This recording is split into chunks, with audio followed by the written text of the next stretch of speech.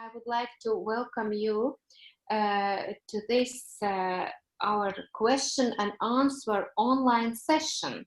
This session is held first time in the ADEE online meeting because this is should be as a general assembly questions and answers possible if there is face-to-face meeting during general assembly.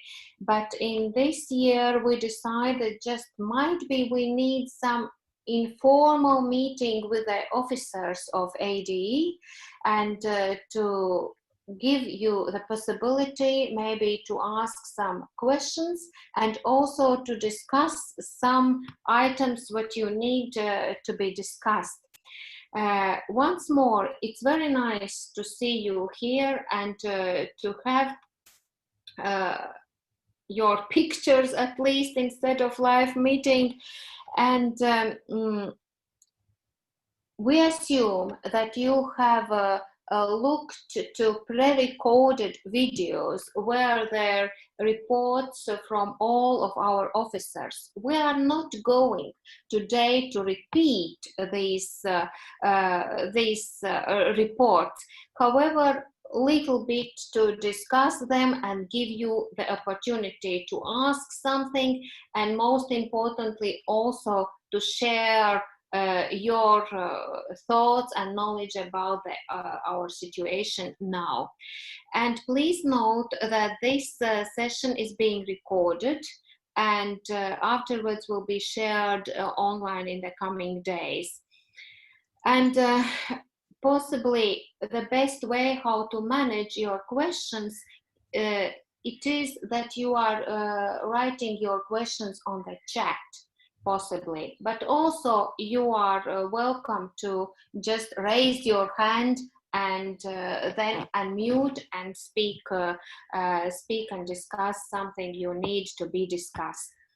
I will start with the President's report for the just in short words repeat what is there. The key message was that the COVID-19 crisis affected the work of association dramatically, not only our association, but many of them. Many associations has decided to have a meeting, online meeting. We decided just postpone the meeting which was planned in Strasbourg to the next year, to the 2021. However, now we understand that we also don't know what happened in 2021, but we will see. Also, a lot of online events have been created and also planned in the future, and please be eager to look what information is available on our association's web page. And of course, we thank our members institutional for your continued membership, and also corporate partners who, despite these challenging times, continued their support. And I would like to ask our Secretary General, please, Cristina Manzanares, say some short words about your report, and then we can take the questions. Please, Cristina. Thank you, Madam President. Thank you, Ilse. This is the last year I present to you my report as Secretary General. As the President has said, COVID has been an enormous challenge that has required us a great effort to serve you as the association. Our membership continues to grow, and we are integrating new and members coming from different backgrounds and areas, which is with a shared vision in the excellence of the formation of the oral health professionals. So this is a very good moment for us, despite the difficulties. Our Erasmus Oral Health Edu project is being a very good opportunity to ask you for your needs and requirements, and is reinforcing the links between our members. Strasbourg will, we hope, will be our opportunity of meet together again in 2021. And I would like to thank the members of the organizing group, Professor Olivier Huc, Professor Agnès Bloch-Zupan and their team for their forbearance. I would like also to thank our corporate partners because they are helping us to develop and deliver very good, very nice online content. And we hope you will inform us of your needs in order to serve you, offering you more and better content. For that, I have to thank our engineer and the new web page, which is extremely, extremely good and extremely, extremely agile. And we could give you a lot of things and answer your questions. Our association is membership driven. It has been an honor and a pleasure serve you and hearing your voices. I hope your voices will continue to sound in the assemblies and addressing to the executive committee, which is always open to your suggestions, to your questions. We have tried to be, as the Latin said, amicus certus in re incerta, or your true friends in difficult times. I hope we have do it, and I can assure you that all the presidents and past presidents, executive committee members and ex-executive committee members, and particularly our office personnel, Dennis Murphy and Judith Francis, have been always there to help myself as Secretary General to serve you. So thank you very much to everyone, and I'm here to answer your questions. Thank you so much. Okay, thank you, Christina. If anybody would like to say something or ask some question, please, would you raise your hand and unmute and just to start to do it or discuss something? And also we are checking the chat. Okay. It seems that nobody so far is just ready to discuss or ask something. Okay, I have checked quite carefully. I don't see anything. Okay, then thank you. And we are going to move forward. And the next officer, I would like to ask Petra, Professor Petra Hahn, just to comment your report, Treasurer's report. Please, Petra. Mm-hmm. Thank you, Ilse. I also assume that you have seen our presentation online, so I do plan not to go into the details of the accounts, but only highlight some key issues around the 2019 finances. Firstly, I want to reassure that there has been a comprehensive audit which was carried out by our auditors, which is done annually, and they reconcile all transactions, including bank and credit cards. At the end, they confirmed the accounts are a true and fair representation of ADEE's financial status, and the ADEE made a small surplus at the end of 2019 of about €900.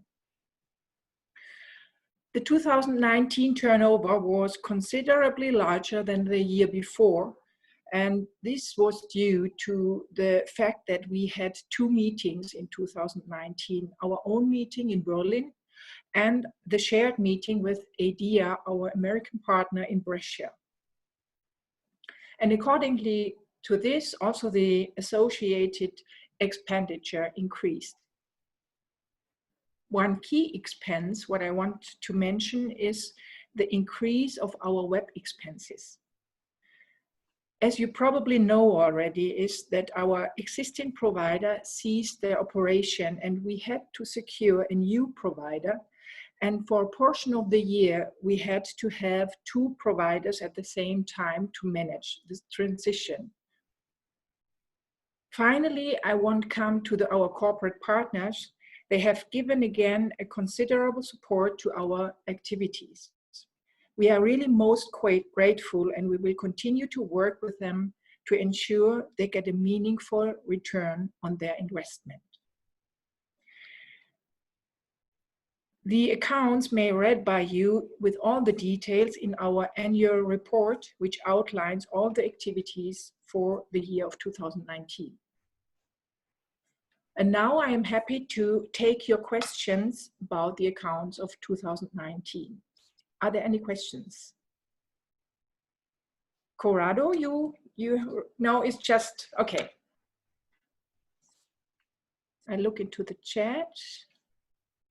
No, at the moment, no question. It seems at the moment there is no question, no in chat, nobody raised their hand, as I see. Okay. Okay, then thank you, Petra, very much. And always it is interesting to know the next year's, this year and next year's budget.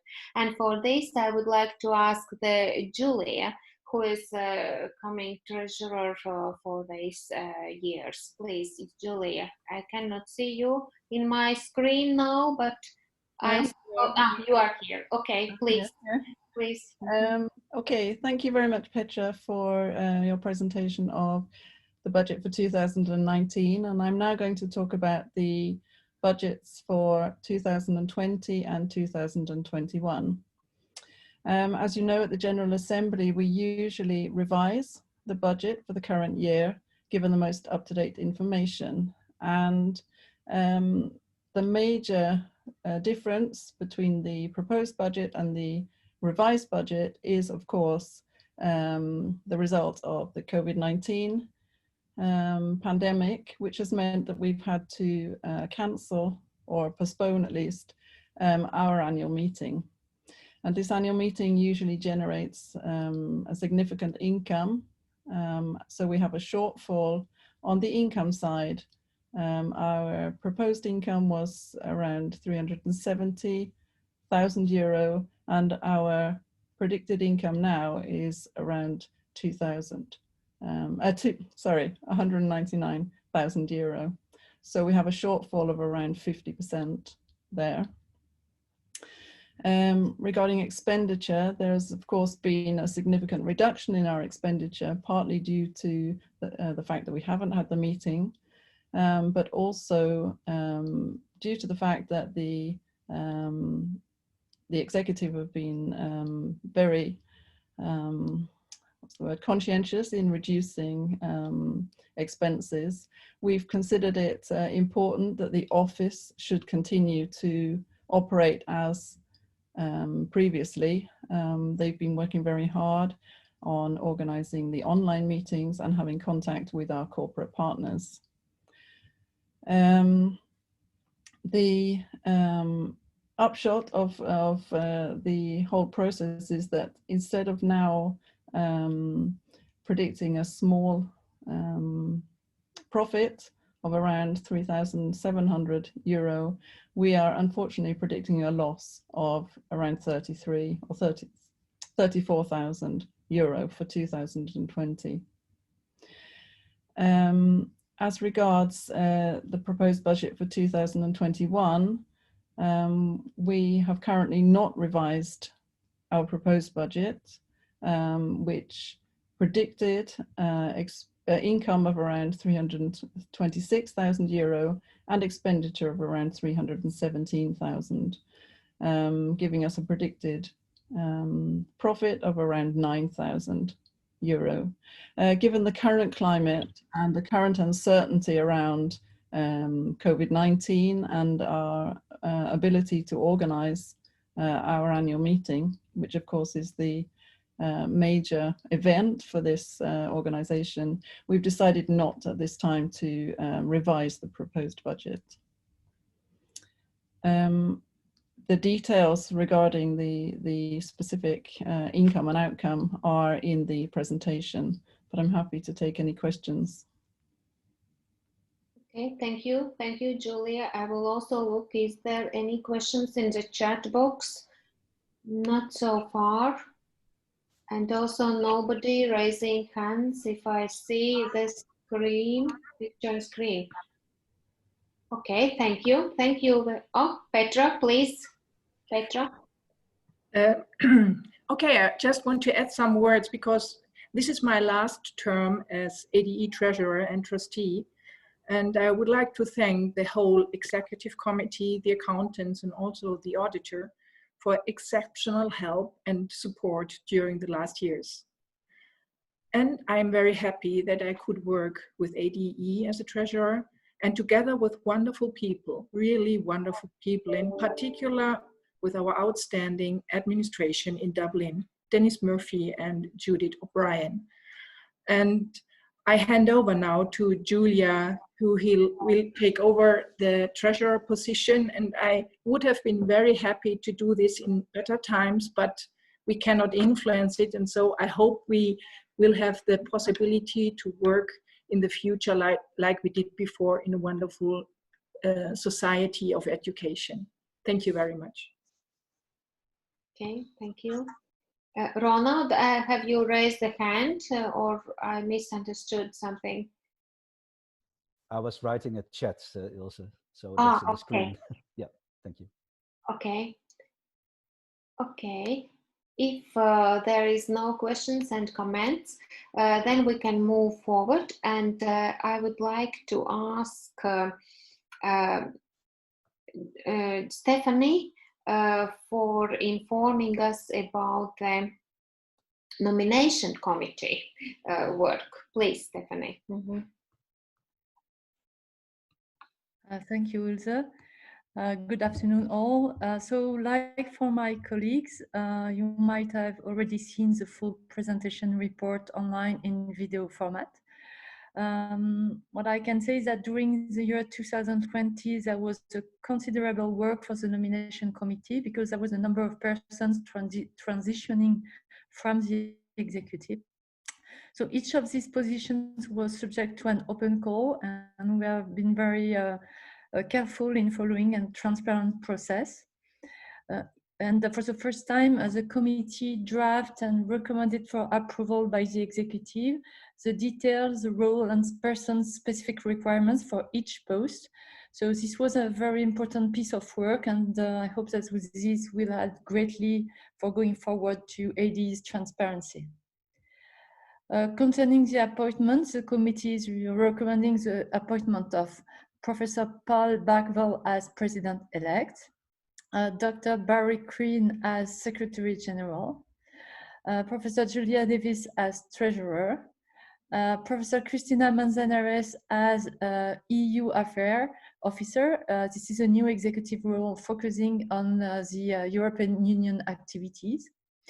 And we also would like to welcome Dr. James Field, Dr. Upen Patton, and Professor Una Schuler, sorry for the way I pronounce it, as members of the executive. The committee is also recommending the noting of the appointment of the new editor-in-chief, Dr. Ronald Gartner. And finally, the committee is recommending the appointment of 2 new regional attachés post with Dr. Michael Botallo for the Far East and Dr. Jean-Michel Saadé for the Middle East. So if you have any question about those nominations, I'm here to answer to it. And I'm also at the end of my mandate as immediate past president. And I would like to say, as Petra, that it has been really a great experience to work with the AD executive, with all the AD members, and with AD Dublin office, with particularly Dennis and Judith. And really, I can say that being involved in AD is really a great experience. Thank you very much.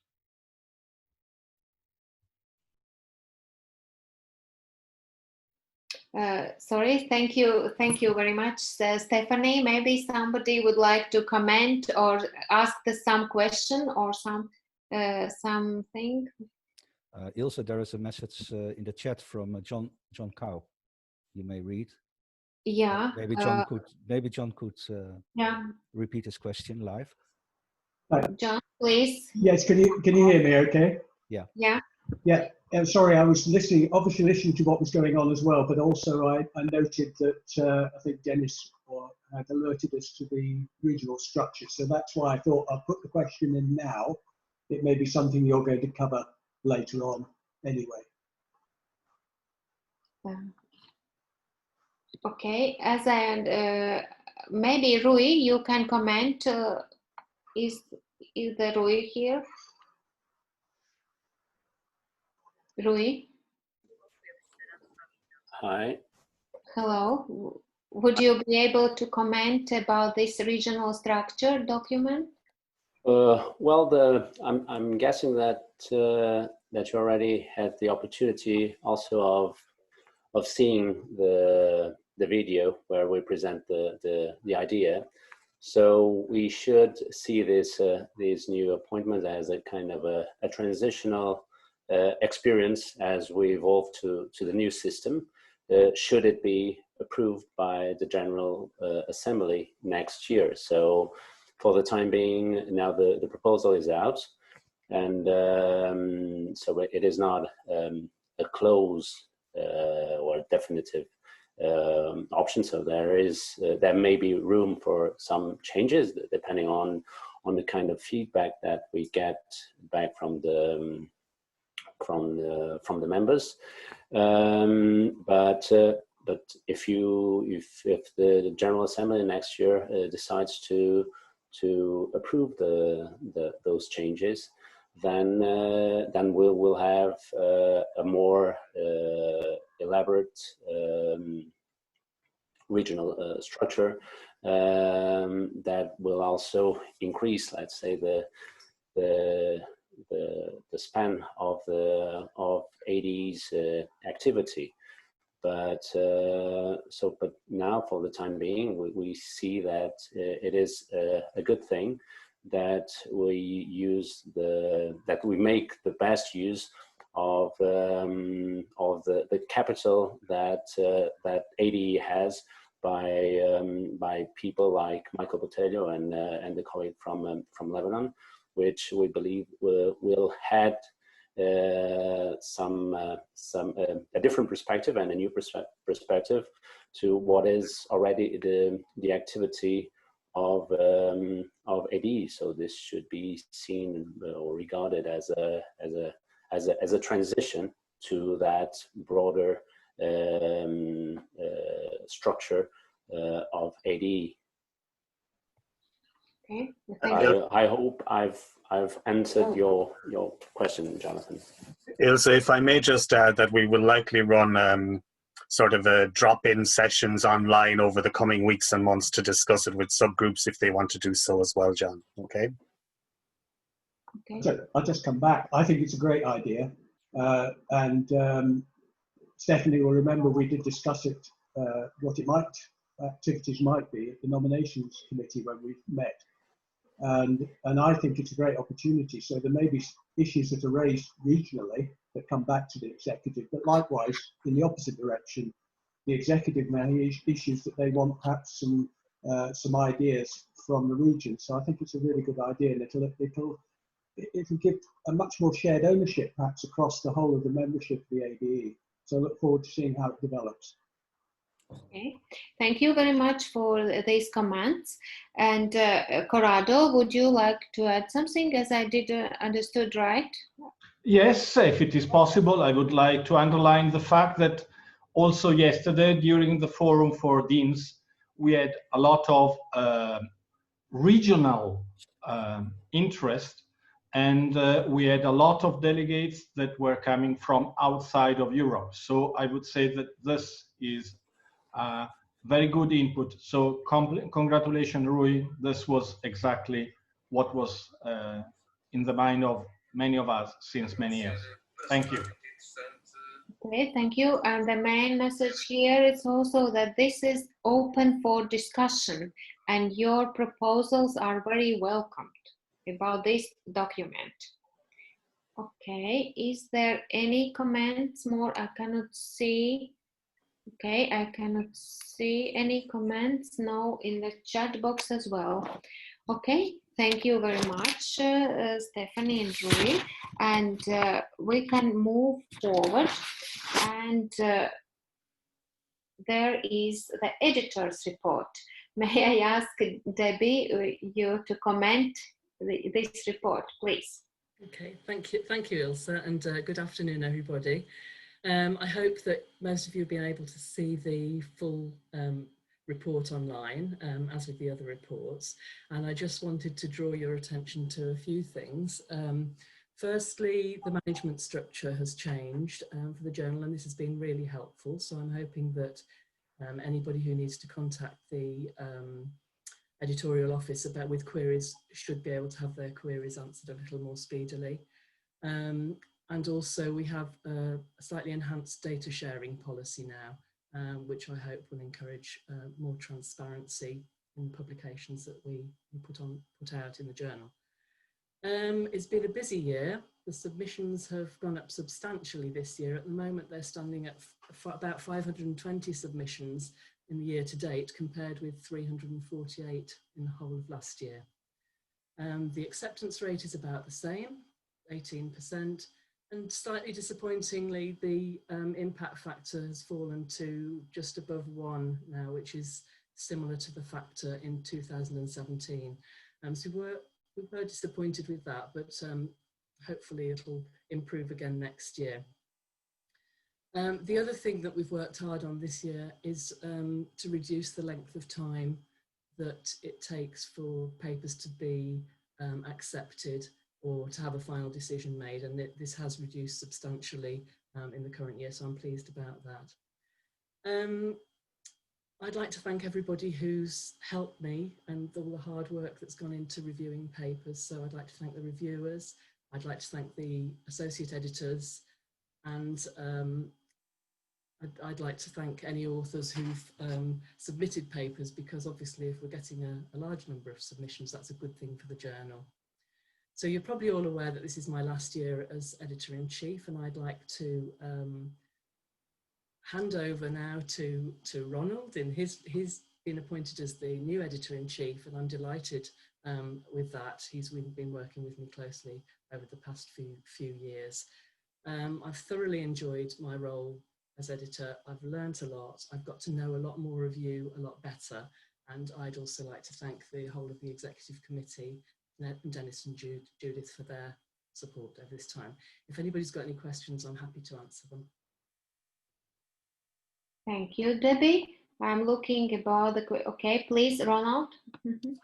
Thank you very much, Debbie, and it will be an honor to continue the marvelous work that you have done. I know it very well, being an associate editor, and also on behalf of all the associate editors and editors, we are really, really thankful for all your support that you gave us during those years as an editor-in-chief. And the best thing I can only hope for is that I can meet up with a small percentage of your good work. Thank you. Okay, thank you, Ronald. Is there anybody who would like to add some comment or question? I'm just looking on screen and chat. Okay, maybe somebody would comment something later.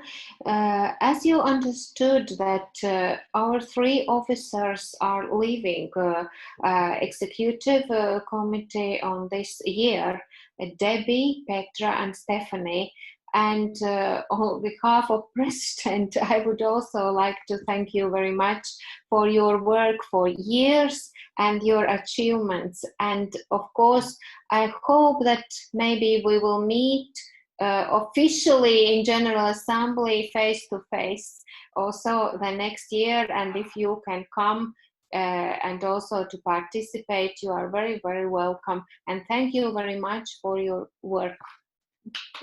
Just applause for you. Okay, thank you. And is there, I'm looking once more for chat. There is nobody added to chat anything, and also nobody raising hands for discussion and comments. Then I assume that we can close to finish this session. And I would like to remind you that next Friday, there will be General Assembly, which is planned more or less just formal event, assuming that everybody who is participating just has been acquainted with the reports, and today's session was also available for questions. But anyway, if any will have some questions or open discussion, they will be welcome also during General Assembly next week. Yes, General Assembly, and you understand that our work online, it's already usual and everyday work, as for any of you, I think for students and for as any association work, but this work needs more preparations than face-to-face meetings, I assume, and therefore I should also tell the big thanks to Dennis, Judith, and Miguel, who makes our online meetings smooth, available, and well prepared. Thank you for you as well. Okay, if there is no discussion opened and no questions so far, then thank you very much for coming. It was really nice to see you all, and then see you next time. Okay, thank you.